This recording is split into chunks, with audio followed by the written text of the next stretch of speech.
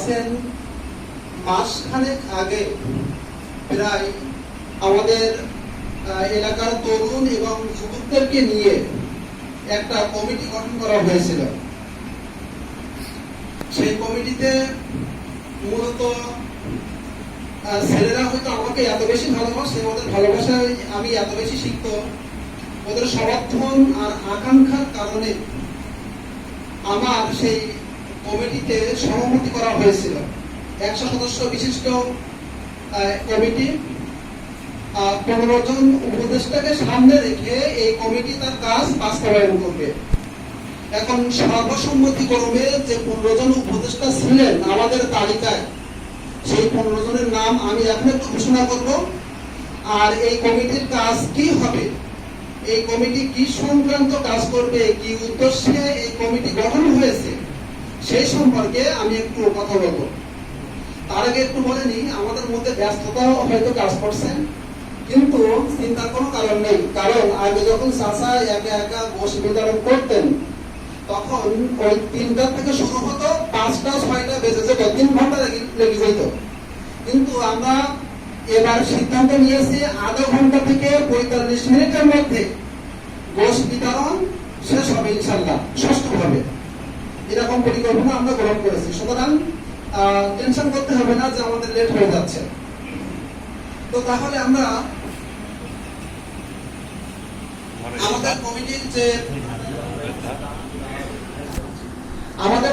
যে 15 জন উপদেষ্টা বিন্দু ছিলেন, সর্বসম্মতিক্রমে, সবাই হয়তো জানেন না, যাদের দিক নির্দেশনায় আমাদের এই কমিটি চলবে। 1 নম্বরে ছিল ফারুক হোসেন, পররাষ্ট্র সচিব। 2 নম্বর আলহাজ তাইজুল ইসলাম ভাই, বিশিষ্ট ব্যবসায়ী এবং সমাজসেবক।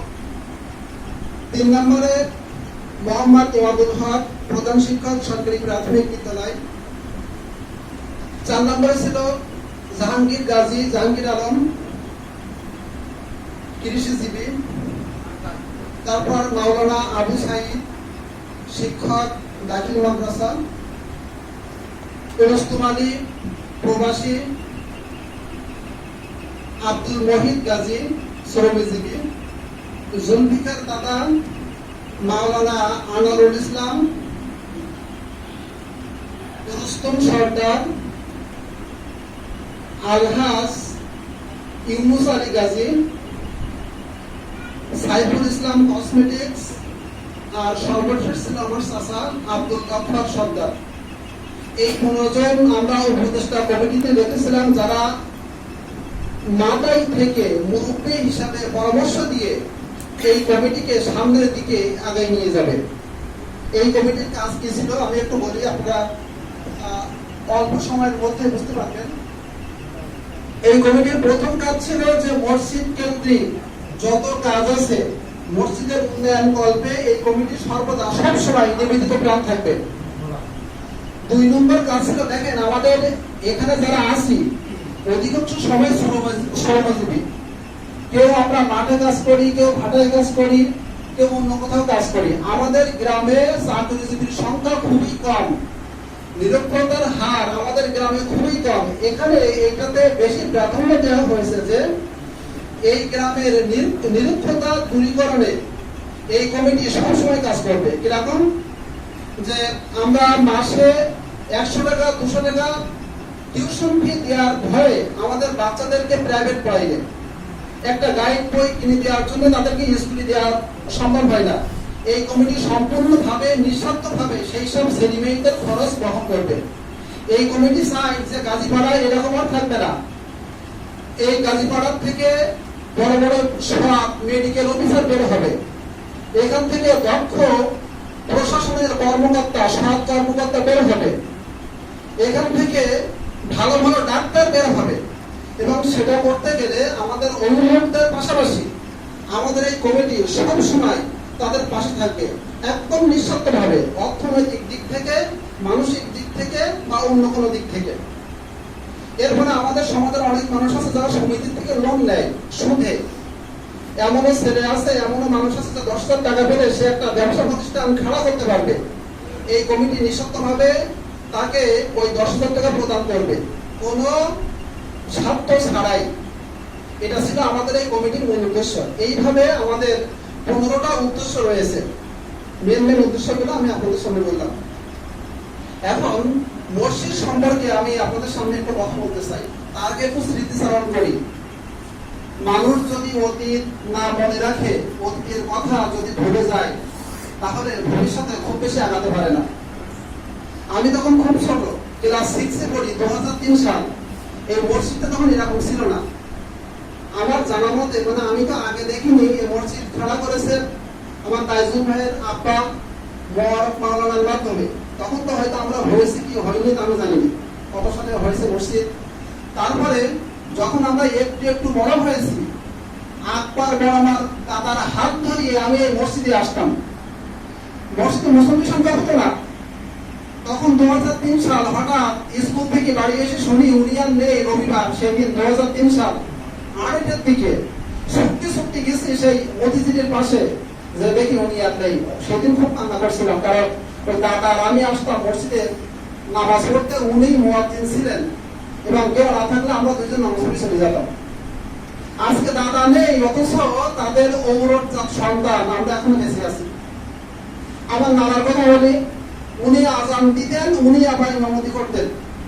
নামাজ লোকজন হতো না, আসরের টাইম, জোহরের টাইম। এরপরে একে একে হারাই গেছে। আমি এতে কালে বসেছি কোরবান দাদার সাথে, আমিন দাদার সাথে, খোদাবাক্স দাদার সাথে, তারপর মুসলিম দাদা ভদ্রগাছি। যখন নামাজ শেষ, কারি সাহেব দাদা আপনার হাত ধরে বাড়ি পৌঁছাই দিয়েছি, তখন উনি দোয়া করতেন পিঠে হাত বুলিয়ে, যে তুমি অনেক বড় হবা। এই যে অতীত স্মৃতি, আজকে তারা নেই, কিন্তু আমরা তাদের সন্তান এখনো বেঁচে রয়েছে। কিন্তু আমরা কি দিতে পেরেছি তাদেরকে? কোনো কিছু দিতে পারিনি।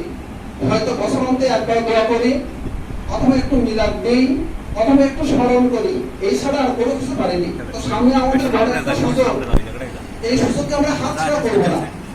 আমরা আমাদের মসজিদ জমা হওয়ার পরে আমরা দেখলাম যে এই মসজিদে মানুষ এই যে জায়গা, এখানে সম্প্রসারণ হচ্ছে না।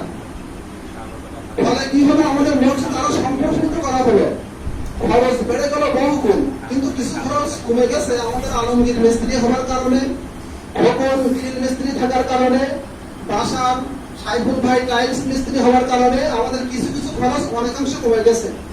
খরচ কমে যাওয়ার পরেও 6/12/2019 সাল থেকে এই মসজিদ জমা হয়েছে। জমার পর থেকে এই পর্যন্ত আমাদের আয় এবং ব্যয়, গতকাল আমরা পুঙ্খানুপুঙ্খরূপে হিসাব করেছি যে কত টাকা আয় হইত, কত টাকা ব্যয় হইত, এবং এখনো দোকানদার আমাদের কাছে কত টাকা পাবে, আর কত টাকা হলে আমরা এই মসজিদকে আরো সৌন্দর্যমণ্ডিত করতে পারবো। কারণ আপনারা বাইরে তাকিয়ে দেখেন, এখনো সব কাজ সম্পন্ন হয়নি।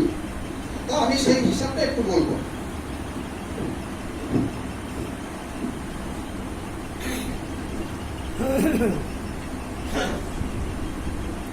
এ পর্যন্ত জুমার পরে আমাদের আয় হয়েছে 1,44,931 টাকা। তার মানে 6/12/2019 আর 31 জুলাই 2020 পর্যন্ত এই 7 মাসে আমাদের আয় হয়েছে 1,44,931 টাকা। আর এই মসজিদ সম্প্রসারণ করতে যে যতটুকু হয়েছে, আমাদের খরচ হয়েছে 1,82,229 টাকা। এর মধ্যে কিছু খরচ আসেনি, যেমন কেউ ইট দিয়েছে, কেউ সিমেন্ট দিয়েছে, সেগুলো আমরা লিখিনি, কিন্তু টাকাগুলো উল্লেখ করেছে। তো এই যে 1,44,000 আয় আর খরচ হলো 1,82,000। এখনো দোকানদার পাবে আমাদের কাছে 37,298 টাকা, দোকানদার আমাদের কাছে পাবে। এরপরে এই মসজিদকে, যেহেতু আজকে আমরা অনেক মানুষ, জুম্মার দিনে আমরা এত মানুষ পাইলে, এই জন্য আমাদের আজকে একটু বড় কালেকশন হওয়ার কথা। তো এই মসজিদকে সম্প্রসারণ করতে গেলে, ঠিকঠাক পর্যন্ত মানে একটু ভালো মতো করতে গেলে, মিস্ত্রির কাছে শোনা হয়েছে, আমাদের বাসার মিস্ত্রি, টাইলস মিস্ত্রি, সাইফুল ভাই টাইলস মিস্ত্রি, তারা ভেবে দেখেছে যে ওই টাইলস করতে বাইরে খরচ হবে 70,000 টাকা। এরপর সিঁড়ি, বাইরে দেখছেন সিঁড়ি, সেখানে খরচ হবে 20,000 টাকা। আর এই যে গ্রিল, এই খুলে বাইরে ফিট করা এবং বাইরে নতুন করে গ্রিল নিয়ে আসা, এর জন্য খরচ হবে মাত্র 10,000 টাকা। প্লাস্টার সহ মোট আর ওই ঋণ সহ প্রায় 2 লাখ টাকা আমাদের প্রয়োজন। এখন এই করোনাকালীন সময়ে এইরকম টাকা, এরকম চান্দা ধরা আদৌ সম্ভব না, কারণ আমরা এখন সরকারি চাকরিজীবী বাদে সবাই কিন্তু বিপদগ্রস্ত, বিপদের মধ্যে। যার যেমন আয় ছিল, আয় হয়ে গেছে অর্ধেক, আবার কারোর অর্ধেক থেকে কম। আমার কথা বলি, আপনারা জানেন হয়তো আমি ছোট্ট একটা প্রাইভেট প্রতিষ্ঠানে জব করি, সেখানে আমার মাসিক পেমেন্ট থাকে 20 থেকে 30,000 টাকা। এই 4-5 মাসে আমি সেখান থেকে মোটো বেতন পাইনি, কারণ বাচ্চারা বেতন দেয় না, তাদের ছাত্রের বেতন কোথা থেকে দেবে? তার মানে আমি একদম হাত শূন্য। এইরকম অনেকে আছে যারা এই করোনাকালীন সময়ে বিপদগ্রস্ত। তার মধ্যে থেকেও শুধুমাত্র আমি যে অতীত কথাগুলো স্মরণ করলাম, যে আমাদের বাবা নেই, আমাদের দাদা নেই, আমাদের মা নেই, ওদের জন্য হলেও যদি আমরা ওই কথা মনে করে যে আমাদের জন্য যে সম্পদ রেখে গেছে, অথবা আমাদের আদর করে মাথার খাম পায়ে ধরে যে বড় করে দুনিয়ায় রেখে গেছে, ওই জন্য হলেও যদি আমরা একটু এই মসজিদের দিকে হাত বাড়িয়ে দিই, তাহলে এই বছরের মধ্যে অন্তত আমাদের মসজিদ কিছুটা হলেও কারুকার্য খচিত হবে, সৌন্দর্য মণ্ডিত হবে, পুরোপুরি না হলেও। তো আমরা যে চাঁদাটা এখন ধরবো, মসজিদের দান ধরবো, সেটা তাইজুল ভাই অথবা ইমাদুল চাচা আপনাদের পাশে যাবে না। আমি কয়েকজনের নাম লিখছি আমার মতো করে, হয়তো আল্লাহ তাআলা এই নামগুলো পছন্দ করেছেন, তাই আমার মাথায় নিয়ে আসছেন, সেই নামগুলো লিখছি। সেই নামগুলো আমি এখন ঘোষণা করবো। আপনাদের ইচ্ছা অনুযায়ী আপনারা বলবেন যে আমি কত দেব। 2 লাখ টাকারও বেশি খরচ, সেই কথা, সেই চিন্তা বিবেচনা করে আপনারা বলবেন যে আমি কেমন দিতে পারবো। তবে এটা দেওয়ার জন্য আমরা সময় পেতে দেবো। 1 মাস, 2 মাস, 3 মাসে দিতে হবে না, 5টা মাস ধরে। তখন আপনাদের ভাটা খুলবে, কারো ধান উঠবে, কেউ যার যে কাজ ছিল সেই কাজে ফিরে যেতে পারবেন। তার মানে পরিবেশটা এইভাবে থাকবে না। 5 মাসের মধ্যে এটা দিতে হবে, অল্প অল্প করে। এখন আমি আমাকে দিয়েই শুরু করি। আমি আগেই বলেছি যে আমার অবস্থা এখন কেমন, এবং আমি কেমন দিলে হবে আমার পক্ষ থেকে। আপনারা যদি বলেন তাহলে আমি আমাকে দিয়ে শুরু করি, তারপর আমি আদার্স নামগুলো বলবো। বলেন আমি কেমন দিতে পারি। আমি 8,000 টাকা দিলে হবে কিনা?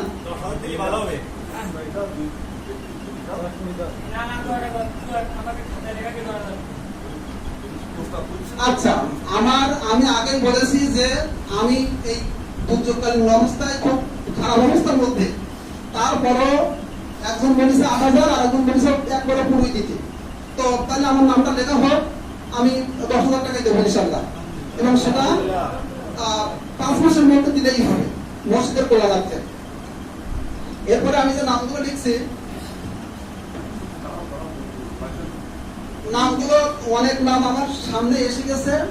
মসজিদের জন্য একেবারে নিবেদিত প্রাণ, একদম ছোট থেকে শুরু করে এই মসজিদের জন্য এমন কোনো কাজ নেই যাতে সেই মানুষটার অবদান নেই। উনি হলেন আমাদের শ্রদ্ধা মুরব্বী মোহাম্মদ ইমাদুল হক। আমি চাচাকে বলবো না যে উনি কত দেবেন, আমি চাচার মুখ থেকে সবার সামনে শুনতে চাই যে মসজিদের প্রধানার্থে উনি কত দেবেন 5 মাসের মধ্যে।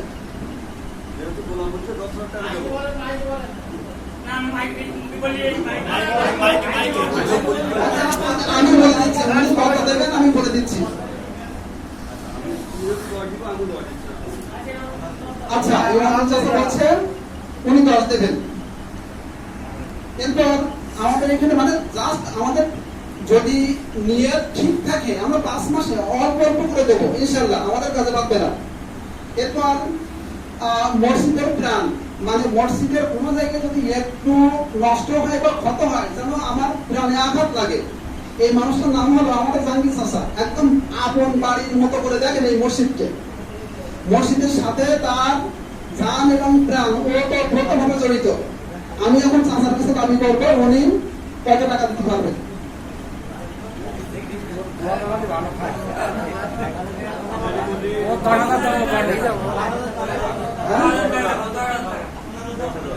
আচ্ছা, 10,000 টাকায় দেখি। দফাতে লিখে সমস্যা নেই, ওগুলোকে ধান হয়নি এইবার, তারপর আরো বেগুন হয়নি, আরো অনেক সমস্যা অনেক আছে। এরপরে 4 নম্বর 3 নম্বর আমরা 3 নম্বর চলে আসছি। 4 নম্বর আব্দুল্লাহ বাবু, আমার কাকু ভাই, উনি বাইরে থাকেন, অনেকদিন পরে গ্রামে আসছে। এখন কাকু যদি একটু বলতেন, একটু হাত তুলে, অনেক মানুষ, প্রায় 1000 খানেক মতো মানুষ হয়ে গেছে।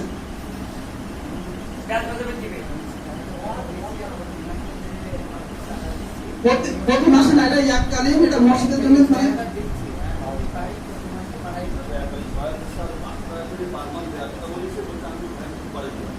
কত মোট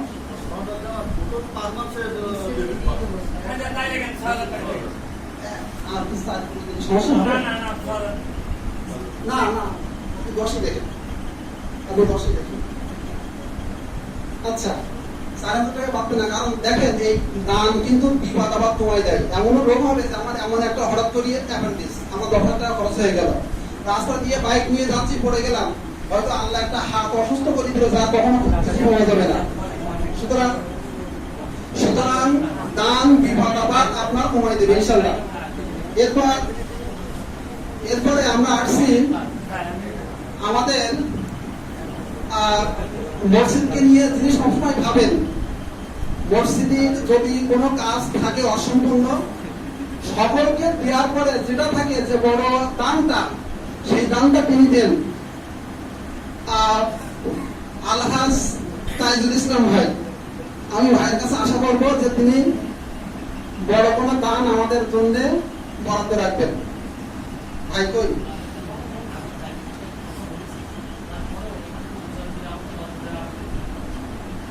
আচ্ছা, তাহলে ওটাই থাক, যদি থাকে তাহলে ওটাই থাক।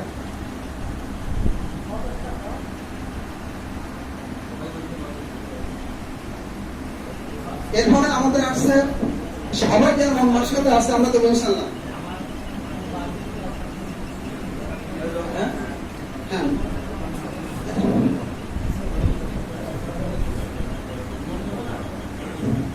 এরপরে আমরা চলে আসছি আমাদের চাচা যিনি বাইরে থাকেন, আলহাজ ইউনুস আলী গাজী, ওনার কাছে আমাদের বড় একটা দাবি থাকবে মসজিদের কল্যাণের জন্য। সবসময় তো দেয়া, আর কোনো শেষ নেই, সব কে না দিচ্ছে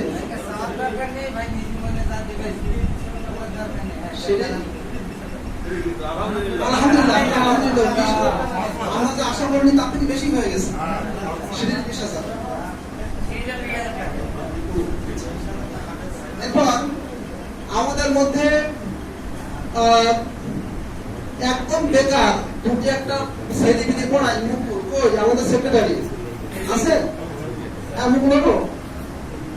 মুকুল কত দেবে? সে একদম বেকার, তার কাছে কোনো কিছু নেই এবং সে সংসার চালায়। হ্যাঁ, আমি তো প্রাইভেটে পড়াই, সেই হিসেবে আমার কাছে দাবি করলে হয় কমিটি থেকে, তারা সেটা দাবি করুক। আমার মানে আমি তো কোনো চাকরি করি না, এমনি প্রাইভেট পড়াই, সেই হিসেবে আমার কাছে দাবি আপনাদের উপর সেন্ড করা। পাঁচ বলবো সবাই যেটা অল্প শিক্ষা না, সবাই আমি মুকুলে আমার কথা বলতে হবে না, আমি বলি আমি মুকুলের সিদ্ধান্ত নেই, আমি 5 দিলেও হবে কিনা, না তো খুব কমাতে হবে।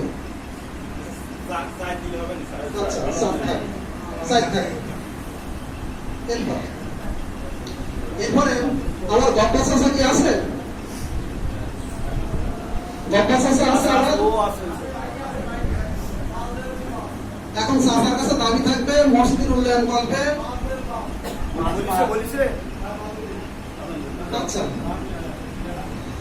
তহিন ভাইয়ের আর্থিক অবস্থা খুব খারাপ যাচ্ছে এখন তারপরে দাবি থাকবে 5 মাসের মধ্যে দিতে হবে।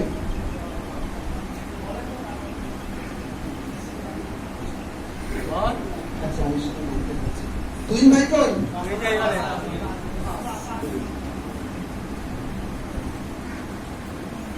এরপরে কন্ট্রাক্টর আমাদের মোসাদ ভাই, এখন উনি কথা দেবেন, দ্রুত বললে আমরা তাড়াতাড়ি আগে যাবো।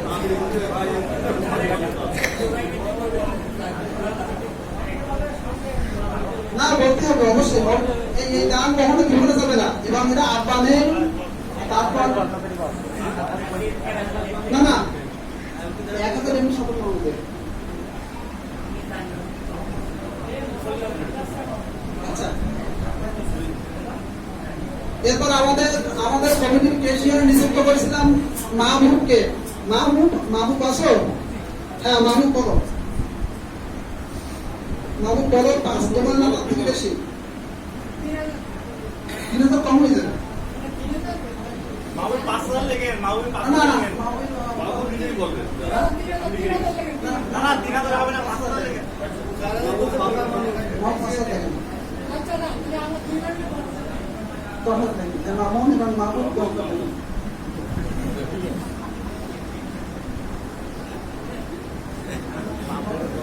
এরপরে বাবা কুদ্দুস ভাই মজিদ চাচা ছেলে কই? এখন দ্রুত করতে হবে, তারপর মজাদ হবে। কুদ্দুস ভাই কই আছে? কত? আমাদের সেলিম আছে? সেলিমের এখন আয় অনেক কই?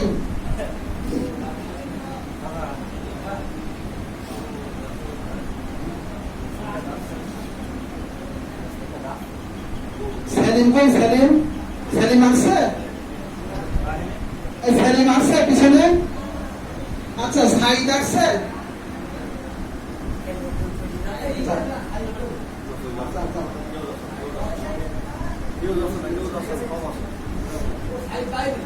সাইদ আছে? হ্যাঁ সাইদ কত বলো?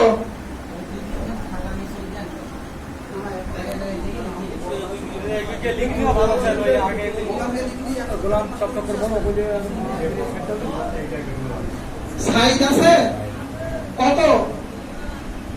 আচ্ছা, এরপর আব্দুল মজিদ চাচা অনেক বড় মাইন্ডের, থাকুক আর না থাকুক কই?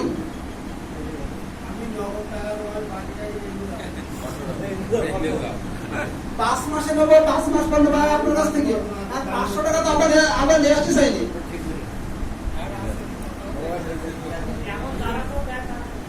আচ্ছা, কত ওতে?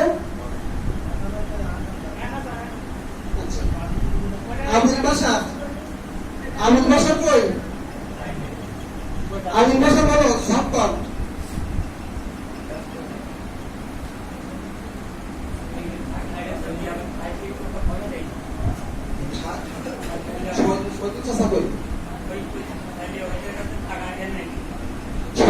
আছে? হ্যাঁ বলেন কত?